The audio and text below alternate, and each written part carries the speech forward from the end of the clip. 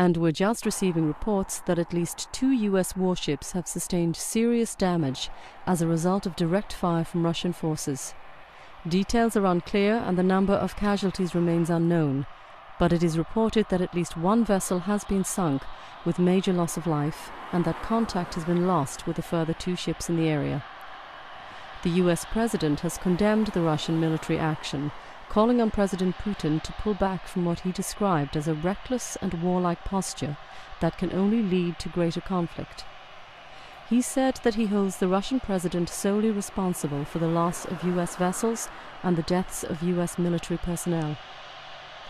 World leaders have expressed their condemnation of Russian military action, stating their support for US and NATO forces and their hope that a peaceful negotiated settlement to the conflict can be achieved.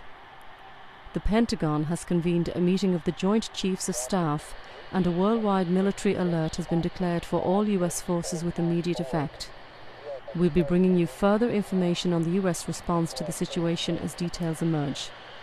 The conflict off the coast of Turkey and Syria continues to escalate, with reports that a number of Royal Navy vessels have joined the battle. It is believed that the HMS Lancaster and HMS Duncan are leading the British response, and that the HMS Northumberland is en route to provide additional support. The Royal Navy Trafalgar-class submarine HMS Torbay is believed to be in the region, but it is not clear whether it is involved in the conflict.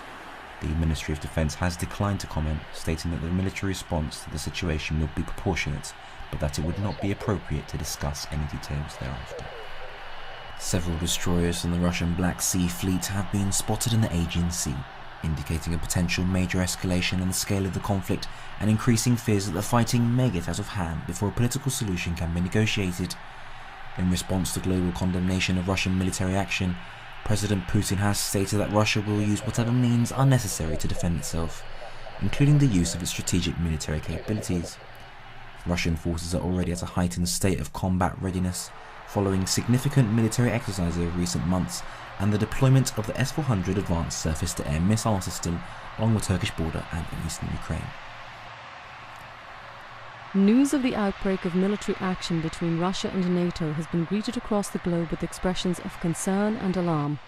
Reporting restrictions have been imposed due to the sensitivity of divulging troop movements, but we are hoping for an update from our local reporters in the region and from other news networks in due course.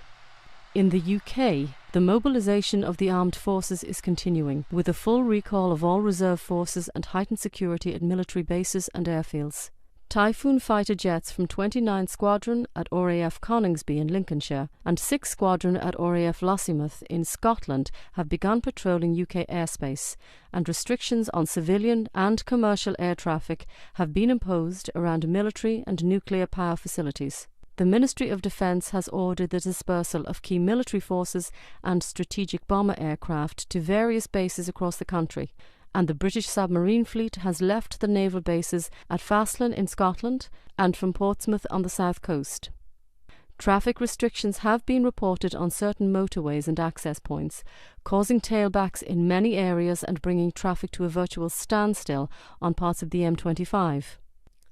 Emergency services and hospitals in the UK have also been placed on high alert. A senior spokesperson for the NHS has stated that it is important that the UK is prepared for any eventuality, but that this should not be a cause of undue alarm or concern.